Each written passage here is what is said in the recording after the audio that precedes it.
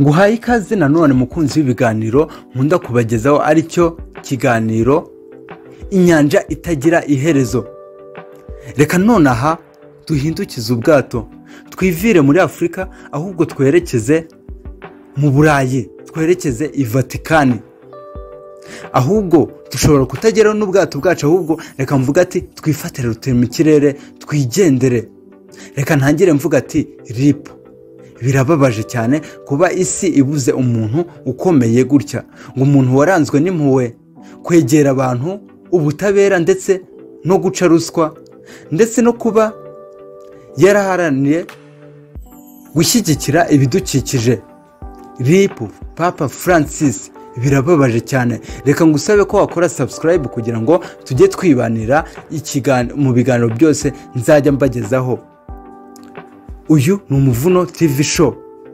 Papa Francis wari umushumba wa Kiliziya Gatolika ku isi yitabye Imana ku myaka 88.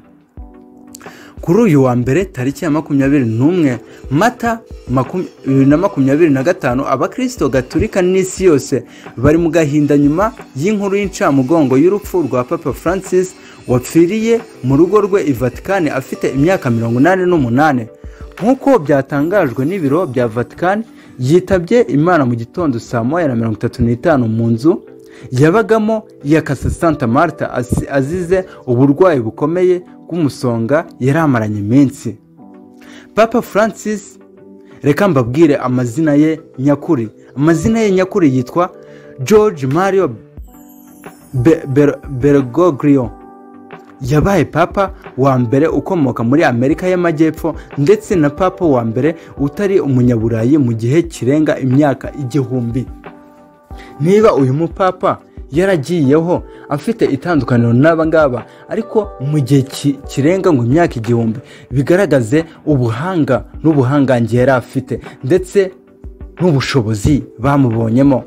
Yavutse tariki ya 17 Ukuboza 1936 i Buenos Aires muri Argentine. Atorerwa kuyobora Kiliziya ku wa 13 Werurwe 2013 asimbuye Papa Benedict wa 16 wari weguye ku bushake bwe.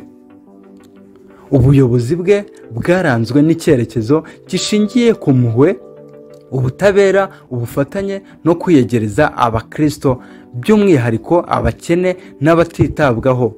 Yabaye umuyobozi wicishaga bugufi, unafite ubushake bwo kuvugurura imikorere ya Kiliziya, rimwe na rimwe atitaye ku kunengwa n'abaharanira ko ibintu biguma uko byahoze. Papa Francis azibukirwa ku bikorwa bikomeye birimo gushyira imbere impuhwe kurusha guhana, kwakira no kurengera abimukira n'impunzi, kwamagana ruswa no gukangurira Kiliziya gusubira mu murongo w'ubunyangamugayo. Yabaye umuvugizi ukomeye wo kwita ku bidukikije n'ibihindagurikire ry'ibihe. Ashyigikira iterambere ry'abagore muri Kiliziya nubwo atigeze yemera ko baba abapadiri. Yegereye urubyiruko, abarwayi n'abafite intege nke, abafata nk'umutima wa Kiliziya. Yakunze kwitabira ingendo z'ubutumwa bw'amahoro n'isanamitima, asura ibihugu byinshi ku migabane yose. Yagaragazaga ubushake bwo kuvugisha ukuri n'ineza niyo byashobokaga kumutera ibibazo muri Kiliziya. Mu mwaka wa 2024 Papa Francis wari yatangiye kugira ibibazo bikomeye by'ubuzima birimo uburwayi bw'umusonga n'ubushobozi buke bwo guhumeka. Nubwo yari arwaye, yakomeje gutanga ubutumwa bw'ihumure, gukurikirana ibikorwa bya Kiliziya no guha umugisha abayoboke be kugeza mu munota wa nyuma. Yigeze kuvuga ati, ndashaka kubazirikana nk'umusaserdoti mwiza wababariye, wumvise kandi wakundaga abantu. Simfite ubwoba bwo gupfa, ahubwo ndifuza gusoza neza. Urupfu rwa Papa Francis rwinjiye mu mateka nk'urw'umushumba wahinduye byinshi mu mitekerereze ya Kiliziya, ushyira imbere urukundo, ubworoherane n'ubutabera.